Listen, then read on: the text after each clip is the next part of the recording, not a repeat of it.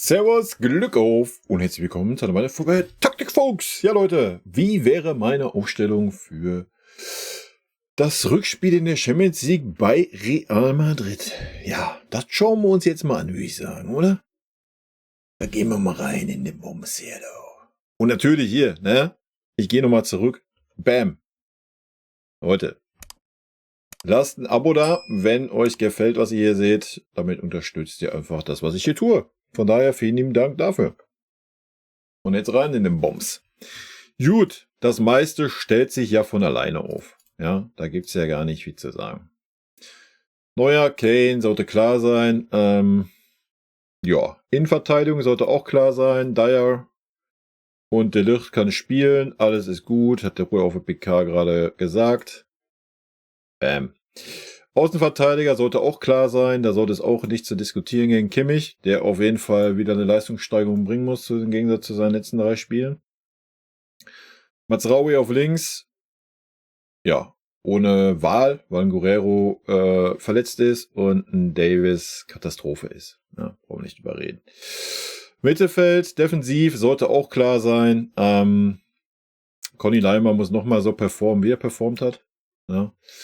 An seine Seite würde ich persönlich den Pavlo bringen, anstatt einen Goretzka. Goretzka würde ich, ist ein guter Einwechselspieler, gerade auch auf Verlängerung gesehen, dass nochmal ein bisschen Power kommt, ein bisschen Körperlichkeit, vielleicht auch ein bisschen Frust, dass er dann vielleicht mal in Ehrgeiz umwandelt. Ist ansonsten vielleicht sogar eine Alternative in der Innenverteidigung, wenn es hart auf hart kommen sollte. Obwohl ich nicht glaube, dass Tuchel diesen Schlag ins Gesicht für die Innenverteidiger machen würde. Er wird wahrscheinlich dann Kim oder einen Opa bringen. Warum Pavlovic? Ich denke, Pavlovic ist defensiv auf jeden Fall nicht schwächer wie ein Gore und ist, glaube ich, der feinere Fußballer, ja, der uns einfach in der Offensive oder in der Spielgestaltung ein bisschen mehr gibt. Ist aus meiner Sicht der perfekte Gegenpart zum Conny Leimer. Conny Leimer ist dann der feuert, der kämpft, der rennt, der macht, der tut. Und dann hast du einfach mal einen daneben, der auch mal ein bisschen den Takt bestimmen kann. Ja, das gefehlt uns ja komplett in der Mitte, wenn Goretzka auch noch spielt. Goretzka ist keiner, der mal auf den Ball tritt oder mal das Tempo verschärft oder sonst was. Das ist ein Gore nicht. Goretzka ist einer, der rennt nach vorne, will in den 16er rein. Von daher für mich ein Pavlovic die bessere Wahl. Ja, dann wird's natürlich wild. Musiala sollte klar sein. Wäre bei mir aber auf der 10. Wird natürlich sehr wahrscheinlich nicht passieren. Wäre bei mir auf der 10. Rechte Seite, ja, kommen wir um Livo leider nicht drum herum. Ja, weil es einfach keine Alternativen gibt. Ja, die andere Alternative ist Serge. Aber da er ja ein Tor macht, würde ich mit dem Serge beginnen. Ja, deswegen hat er ja auch gespielt auf der linken Seite. Ja, nicht in Goretzka, Alter. Ich persönlich würde natürlich mit einem Tell spielen auf der linken Seite. Problem daran ist, kannst du jetzt gerade nicht bringen, weil ein Tell einfach keinerlei Form hat, keinerlei Spielpraxis hat. Ja, das, was er jetzt gespielt hat, das war auch nicht gut über die rechte Seite, das muss man ganz klar sagen. Gnabry über linke Seite war aber genauso wenig gut. Von daher muss der Serge jetzt liefern. So, und da würde ich in der Anfangsphase den Serge bringen, anstatt ihn hinten rauszubringen. Wenn einer von beiden nicht liefert, Gnabry, Sané, eher in der Halbzeit auswechseln. Punkt, Feierabend. Bums. Ja, fertig. So, müssen wir nicht rumdiskutieren. Und für mich wären die Alternativen. Mathis Tell auf links. Nicht auf rechts. Ja, ich weiß, Brian ist auch links anstatt rechts.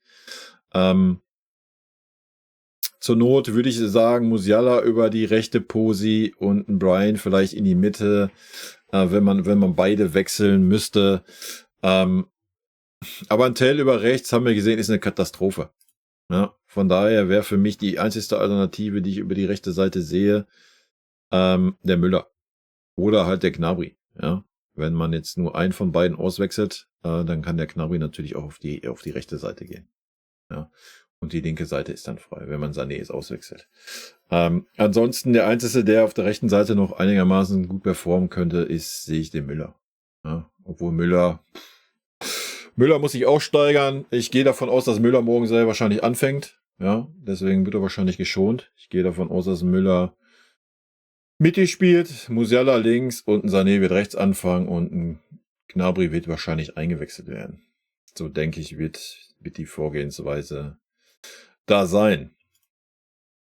Ja, Choupo-Moting, wenn sich ein Harry Kane verletzen sollte, ansonsten für mich natürlich absolut keinerlei Alternative. Ansonsten die erste Alternative wäre für mich auch ein Tell vorne drin, ja, weil da hat er wirklich seine Stärken. Davies ist für mich keine Alternative, Leute. So gar nicht. Ja, klar, sollte sich Mazraoui verletzen, keine Ahnung.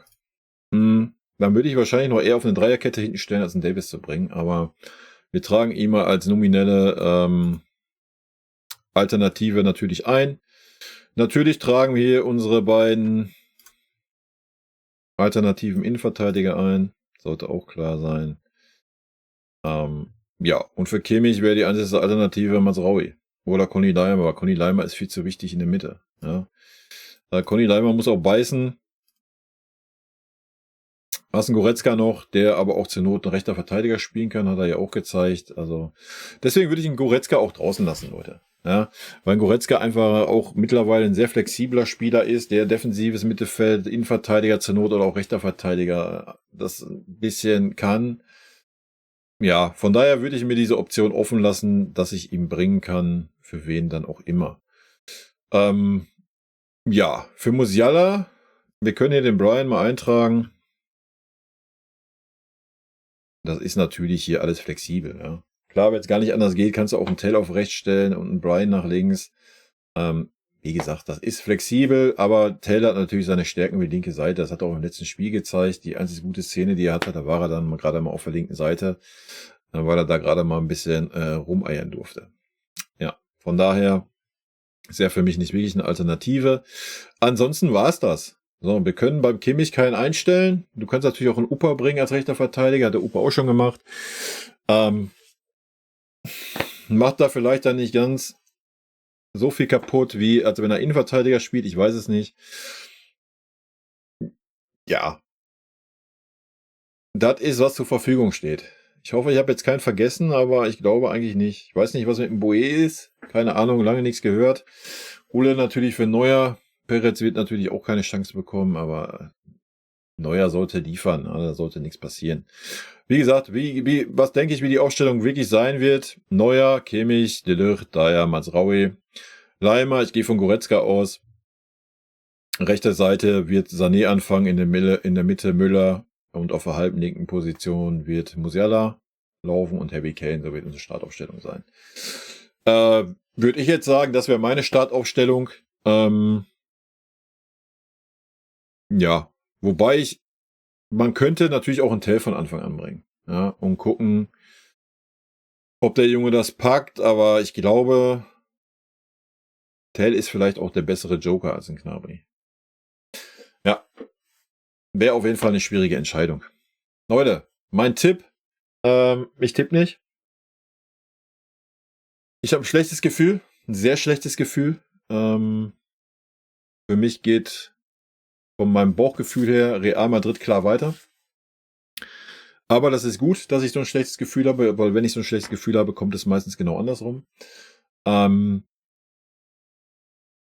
Ja, wir müssen auf den Punkt da sein. Aber es ist ein Spiel, das Entscheidungsspiel.